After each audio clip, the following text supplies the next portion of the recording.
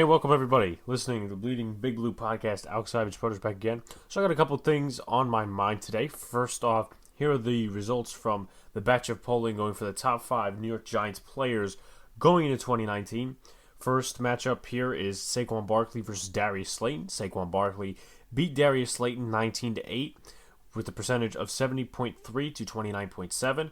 And Sterling Shepard beat Jabril Peppers 10-8 when Sterling Shepard got 55.6% of the vote and 44.4% went to Jabril Peppers. A couple other updates before we get to one of the mainstream topics today. Tomorrow, Wednesday, I will be doing my Giants Simulation YouTube Madden series stream. It's where I stream and have Madden simulate all of the 16 Giants games that are scheduled for this season. And those, of course, are done with downloaded Madden rosters. I picked the correct one.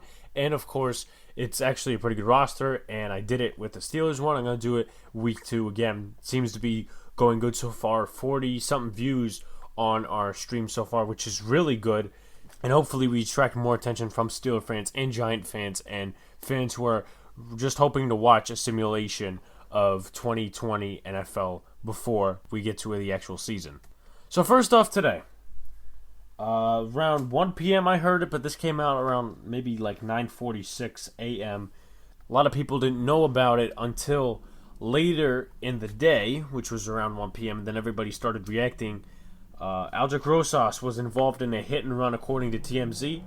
According to the headline, he T-boned a truck and ran off. Almost did, but I'll read some of the article here. First off, here's what the Giants said. The Giants released a statement on the arrest saying, "We are aware of the situation and have been in contact with Aldrick. We have no further comment at this time." Pretty much a model for everything that has happened the offseason for the Giants when they were dealing with players who have been in trouble with the law. DeAndre Baker and Aldrick Rosas. Now, no further comment at this time obviously means, we have nothing to comment. That's what all teams say when they're really talking behind closed doors when it's about something like this. So let's keep reading. Here's a good portion of the article that I picked up. New York Giants star kicker Aldrick Rosas was arrested Monday after allegedly T-boning a car and fleeing the scene, and cops believe alcohol was involved, TMZ Sports has learned. Law enforcement officials say witnesses saw the 25-year-old who made the Pro Bowl in 2018 going around 100 miles per hour and driving erratically around 8:25 a.m. in Chico, California, when he allegedly failed to stop at a red light. Cops say he plowed right into the side of a pickup at the intersection, but kept on driving despite disabling the vehicle he struck. Cops say Rosas' black SUV broke down shortly after the crash, but claim witnesses saw the NFL player exit the ride and run. Law enforcement officials tell us when officers arrived on scene, they launched an investigation and say they eventually found Rosas walking near the crash site. According to cops, Rosas' hands, legs, and bare feet were covered in blood when they stopped him for questioning. Cops say after Rosas admitted to being the registered owner of the SUV, they took him to a nearby medical center for evaluation before eventually booking him at the Butte County Jail. We're told Rosas was booked on a hit-and-run charge as well as driving on a suspended license. Cops also say they believe alcohol impairment was a factor in the alleged incident and say the investigation is ongoing. We've reached out to Rosas, meaning TMZ, and the Giants for a comment, but so far no word back yet. Aldrick Rosas has been a stud for the G-Men since joining the team in 2017, making 62 of his 75 field goal attempts. Talk about another Giants headline like that, folks. Here's my take. First of all, why are you driving with a suspended license in the first place? Put aside the alcohol for about 15 seconds. Why are you driving with a suspended license? Especially, we'll get to that in a little bit, what I was about to bring up. Not bringing the alcohol. Most of these athletes preach kids against driving drunk and doing drugs, but that's just gunshotting the campaign right there. That's really contradicting, because if you look at the Giants' Twitter and you look at the Giants' Facebook and the Instagram, when it's the off season or whether it's during the season, you'll see players like going out to help their communities with either racial injustice or going up to a hospital and cheering up a cancer patient or a diabetic patient or somebody or a kid who's been infected with a terminal disease or someone who's been infected with a serious disease, Giants usually try to help out those people in the community and try to do great things for them, raise money and all that. Rosas has been a part of that, though. It'd be one thing if he didn't help out the community, but he's done that. So I don't understand why he's going out and doing this. Imagine a kid gets out of the hospital or a guy gets out of the hospital, met Rosas because he or she was injured or they had some terminal illness, finally got away from that, and then you see this headline on the news like, didn't I just meet this guy? So you're really contradicting what you're doing there. Put aside the alcohol and everything like that by driving with a suspended license. Like, you're going to try to be a role model to these kids and then walk all of that back because you decided to do something stupid like this. Again, what if somebody comes out of the hospital and you just visited them and you cheered them up and they come out of the hospital to see this headline? It'd be like what I just said before. Didn't I meet this guy and didn't he just cheer me up? So that's what a lot of people don't talk about in this factor, especially the role modeling and the stuff he's done for lots of communities. Yeah, that's great and all, but when they compare it to you're driving drunk 8:25 a.m. and you're crashing into cars and almost paralyzing people, I mean, come on now. And then you proceed to drive 100 miles an hour. Of course, he couldn't control that because he was buzzed at 8:25 a.m. Probably pulled an all-nighter, but I don't know the story, or the whole story, I should say. Now, he crashed into someone's truck, and what are you doing still driving when you crash and the vehicle is totaled or disabled? You're going to hurt that person more, yourself more? I mean, come on. Obviously, he was under the influence, but drunk or not, you need to control yourself in some sort of fashion. Now, here's where this gets football-like, in my opinion, and this is what it comes down to. In my opinion, this has more concrete evidence, not really concrete, but this is more evidence against Rosas than for him, obviously. Yet, we don't know if there's other parts of the story, but it looks right now that everyone has stories against him. Whether you're a witness or you're a cop on the case, the evidence is really facing Rosas right now. Now, for the people that want to compare it to the DeAndre Baker situation, you had people poke holes in the witnesses' stories and say, oh, though DeAndre Baker wasn't involved. Like, that's still being investigated, but right now, you don't have anyone poking holes yet in this story. And it's a little less complicated and a little lesser of a crime. I mean, obviously, he didn't kill anyone. He didn't try to kill anyone. The blood was really on his hands. And he did that to himself, but he also totaled or probably destroyed the car in front of him, the pickup truck. But going back to what I think of this and what would the Giants do, if they're going to keep him, this is a big rash on Joe Judge and Dave Gettleman. Now, if everybody remembers, everybody was calling for Aldrick Rosas' head after 2017. I'll get rid of him, cut him. He's a bad kicker, bring in competition. Gettleman is the one who revived his career. He loves special teams, brought in Thomas McCaughey, the special teams coordinator from Carolina, who totally revitalized this special teams, had Aldrick Rosas go to the Pro Bowl in 2018. Riley Dixon almost go to the Pro Bowl in 2019. So he's really done a number on this group in a good way. But if you don't get rid of Aldrick Rosas in this situation, you're going to have fans be like, oh, you guys didn't get rid of Janoris Jenkins, but it took the Giants organization a while to get rid of Josh Brown and Aldrick Rosas. So you're going to face that criticism, especially if you decide to keep him for this. And this is really a burn towards the supposed culture fix-up. You got rid of Janoris Jenkins, and you were trying to supposedly build a culture. Joe Judge is this guy. Now, I'm not blaming it on Judge or Gettleman here, but the end decision will have to be either cut him or face the criticism. But you can also probably make the argument that Gettleman could be saying to Joe Judge, hey, take it easy on him. Don't go too hard on Aldrick Rosas. He only did it once. Right. But when you get in trouble with the law, I'm sorry, it's not an excuse. And it shouldn't be an excuse. But a lot of players get away with that. But anyway, Joe Judge is this guy, bring in the culture, good culture, let's take out the bad culture. If you keep this is really contradicting your statement. And I'm not saying it's Joe Judge's decision. It's really more of the upper management.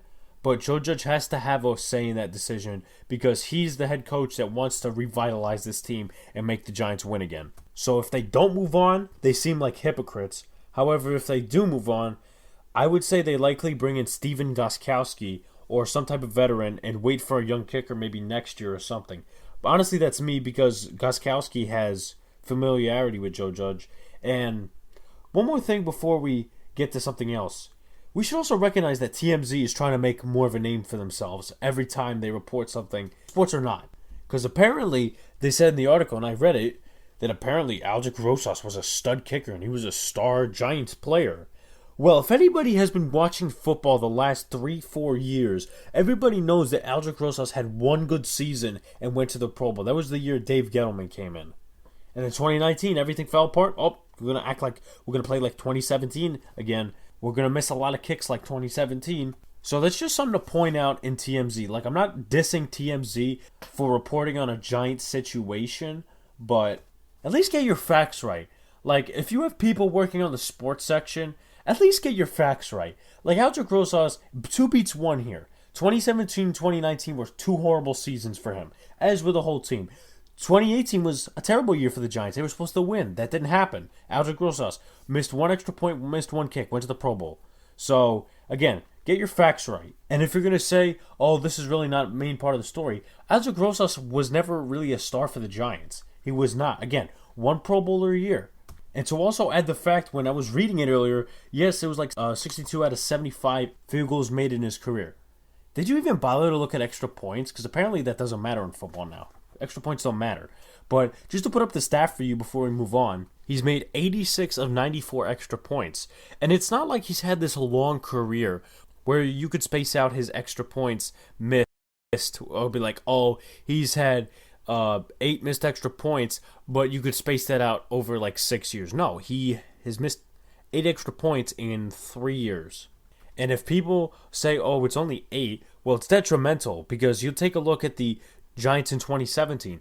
Not like 2019 where you could sort of say, okay, maybe this happened, Zach Diassi's bad snaps, or maybe the Giants need to go down the field with Daniel Jones and then make a 2-point attempt, which the Giants actually could have done last year because I think the offense was more improved, even though Daniel Jones was fumbling the football and the offensive line wasn't really helping that. But back to the point that the offense was so dry in 2017. Now, get it that the Giants had Golden Tate, Darius Slayton, Sterling Shepard, Evan Ingram, and Saquon Barkley at different points in 2019. But in 2017, yeah, you didn't have good receivers.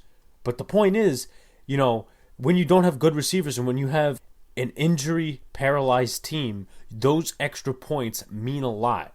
That's why I always say, don't just look at the stats, look in the game sensitivity. Aldrick Rosas missed the extra point against the Eagles when we versed them at home in December of 2017, right? 6-0. That put a plague on us because also later in the game, he misses a field goal from I don't know how long, but that could have easily won the game.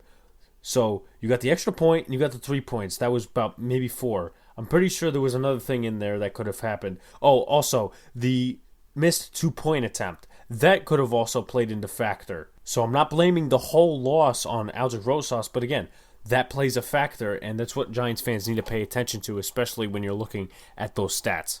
So that's pretty much my take on the whole Aldrick Rosas situation and basically the whole TMZ thing. I want to get to another subject, but first, want to listen to a Giants podcast during quarantine and after, with opinions based on evidence and favorable predictions, real information? Well, you're at the right place, everyone. Listen to our podcast, the Bleeding Big Blue Podcast.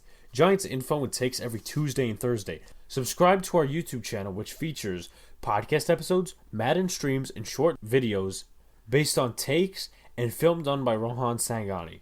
Our podcast is hosted on Podbean, but available on Spotify, Apple Podcasts, and Google Play. Follow our Instagram and Twitter pages for daily updates and fan interactions at Bleeding Big Blue Podcast. So, I wrote an article for the site that I work for, All New York Sports. I kind of had to do a quickie because the article was due yesterday, and I did it yesterday. I'm going to be honest there. But topic I should discuss that I really haven't gotten into. Should the Giants re-sign Jon Halapio? Now, this is the topic of conversation that has been splitting the Giants community. But my verdict is essentially yes but no.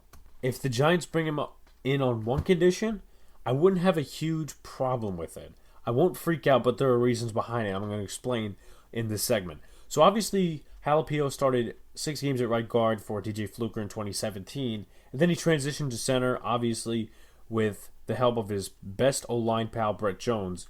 Those two and Evan Brown competed for the first-team center during the training camp at the preseason of 2018, and then once the third week was done, Sherman and the staff decided, okay, Halapio wins it, and then they traded Brett Jones to the Vikings for a 7th-round pick in 2019. So ultimately, John Greco and Spencer Pulley were the backup centers, but John Greco was the veteran that came through in the preseason, was slated to be the backup guard now that Brett Jones is gone, but Pulley was also a waiver wire pick.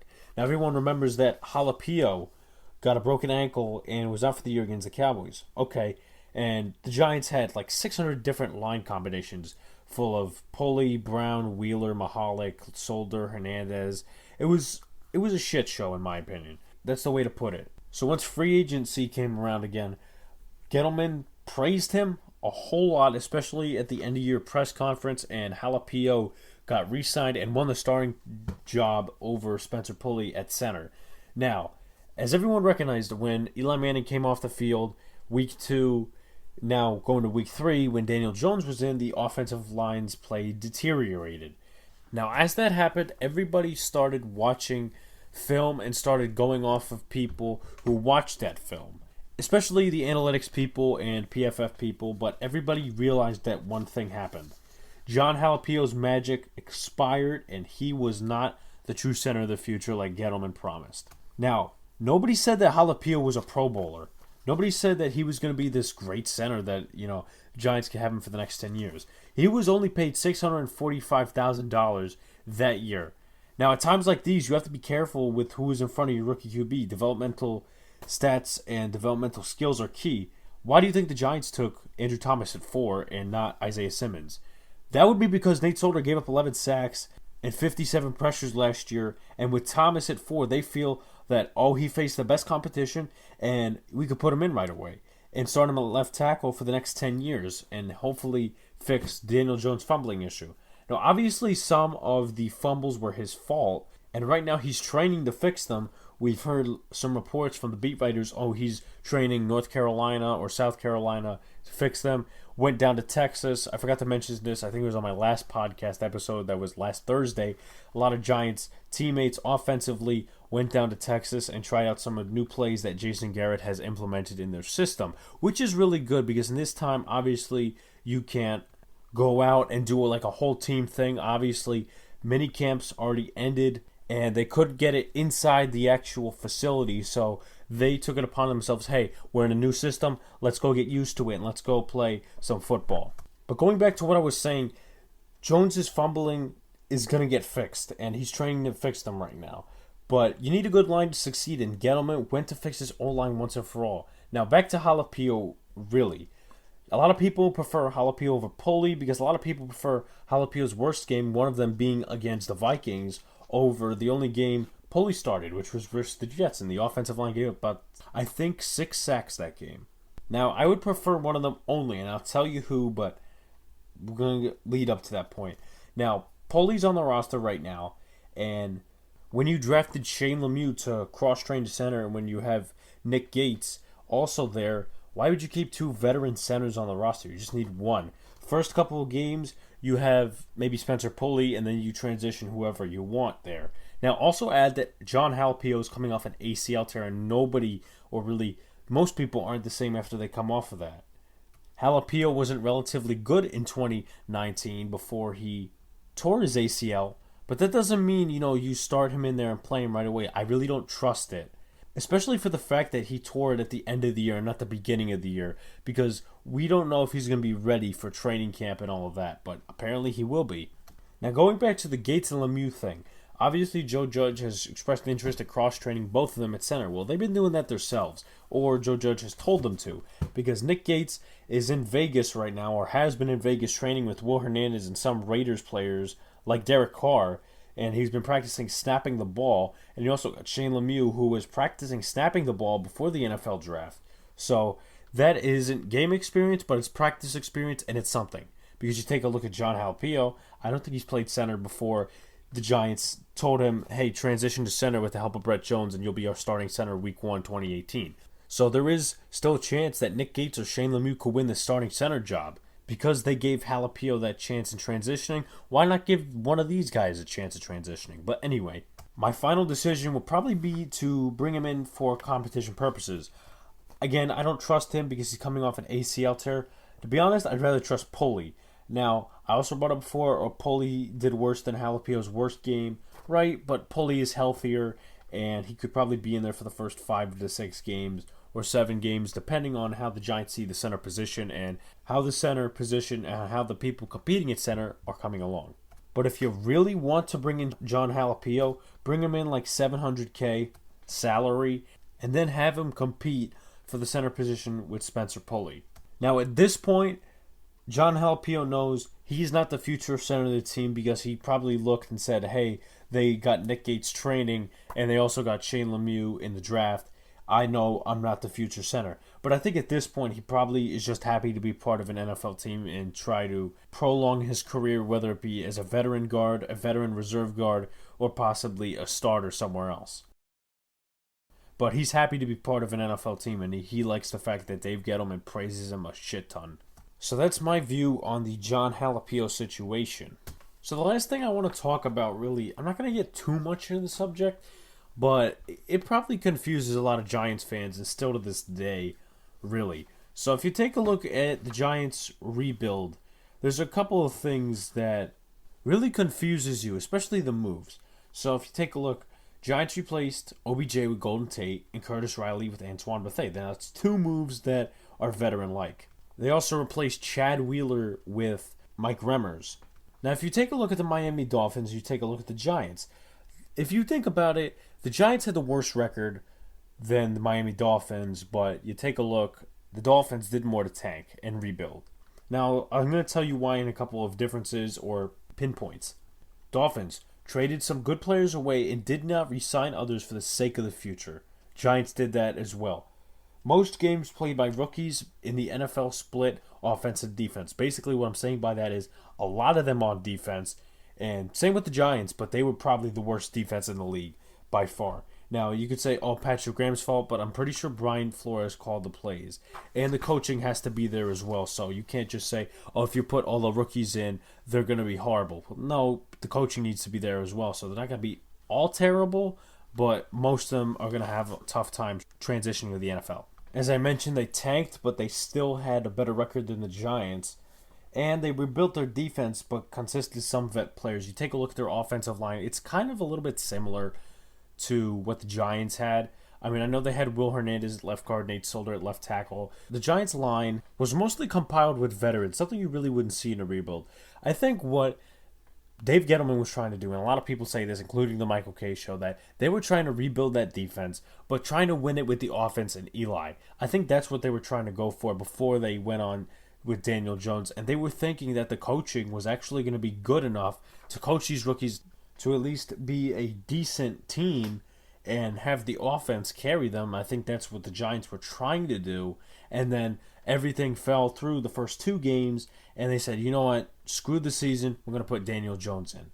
Now, I don't think they really had a win-now model. I think they were just trying to win a couple of games to save Eli's career, but you take a look, they revitalized the offensive line this offseason. The defense was last offseason. That was with Corey Ballantyne, Sam Beal, DeAndre Baker, Dexter Lawrence, Ryan Connolly. That was that offseason. That was the last offseason. This offseason's really been more about the offensive line. So we could see some struggles there, but I think the defense should take a step forward. And really, when you're rebuilding a team, in my opinion at least, you want to rebuild both sides. You don't want to do, step 1, rebuild the defense. Step 2, rebuild the offensive line. My opinion, I wouldn't do that. I would just say, while this side's struggling, make this side struggle too, so that way they get their growing pains out, and then in 2 years they could be a good winning team. But that really didn't happen with the Giants. They had a win-now offensive line. Don't tell me otherwise, because what rookie right tackle were they going to have succeed Mike Remmers? Georgia Safo-Adjei? I mean, they put him on the practice squad, and the backup tackle behind Remmers was Nick Gates, and they didn't really know what Nick Gates was about. He was a backup tackle at the time that nobody hyped. But that's somebody now who could be a diligent part of this offensive line center or future right guard after Kevin Zeitler retires. But if you look at the Dolphins situation, the offensive line was kind of mixed, because I think you had Julian Davenport and Isaiah Prince at the tackle positions, and you also had Jesse Davis inside at guard. And people are looking to say, Josh Rosen, Ryan Fitzpatrick. I really didn't understand why they traded for Josh Rosen. They give up, I think, a second-round pick for him. Especially when you're trying to rebuild, I don't think you trade for somebody like that. I mean, he failed. He's a draft bust. That's common sense. That's really out. Right now, he didn't do good in Arizona with really a win now trying team with a rookie quarterback, and they didn't really put pieces around him, so he didn't succeed.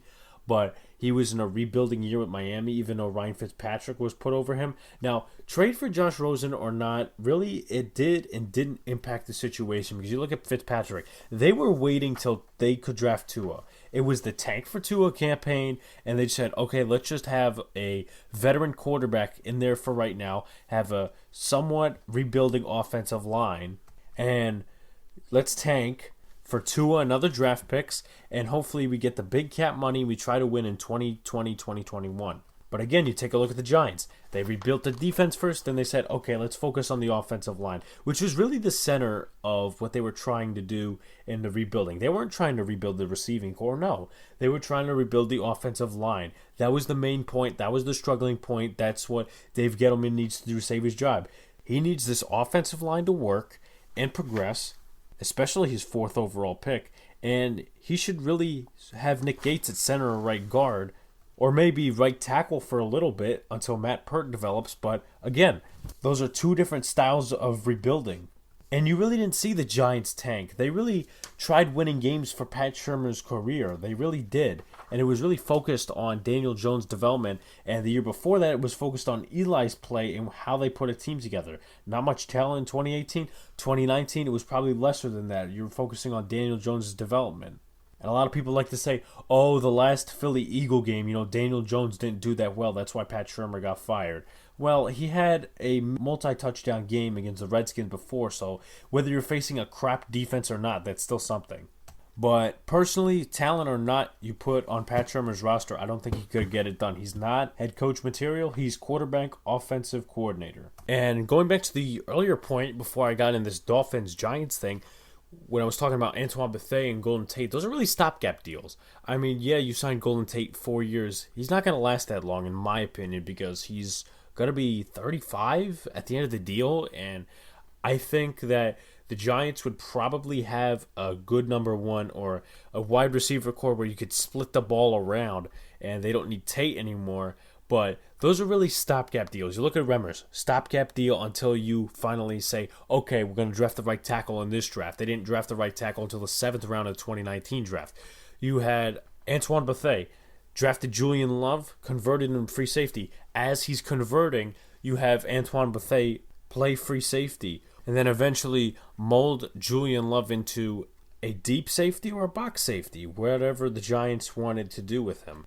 Now, why they had Golden Tate or where they signed him, really, it was a kind of a mixed move. Probably because of leadership, and they were still trying to revive Eli's career at that time. And that didn't really work, but we'll see what it does for Daniel Jones' development, because I don't think they'll be cutting him this year. I think probably a bigger penalty, and cap-wise, more than a bigger savings. But I think really that move also was trying to patch the hole that OBJ vacated, because you don't have this star receiver there, so you need a number one. Sterling Shepard, more of a slot speed guy, and you sign Golden Tate, you have a number one for the next maybe 2 years, and then you're going to need to fill that again with somebody like Slayton or somebody you draft in the next couple of years. Maybe Jamar Chase is that guy, I don't know, but we'll find out sometime soon. But right now, that's the situation. I'm just explaining my theory and my thoughts on the stopgaps and the rebuilding situation and what the Giants actually went through in that case. So that will wrap it up for today's edition of the Bleeding Bay Blue podcast. Subscribe to our YouTube channel, podcast hosted on Podbean, but available on Spotify, YouTube, Apple Podcasts, and Google Play. Follow our social media pages at Bleeding Bay Blue Podcast. Remember, I am doing the simulation series tomorrow. This week, it's going to be Giants at Bears week 2. And then Thursday, because I am going on vacation again, Thursday I will be doing the Bengals-Steelers game, live streamed as well. So you have back-to-back, and you also have a podcast episode on Thursday. So it's going to be all fun and games. Definitely check out the YouTube channel. Everything else, thank you guys for the support. And we'll see you next time. Have a great night, everyone.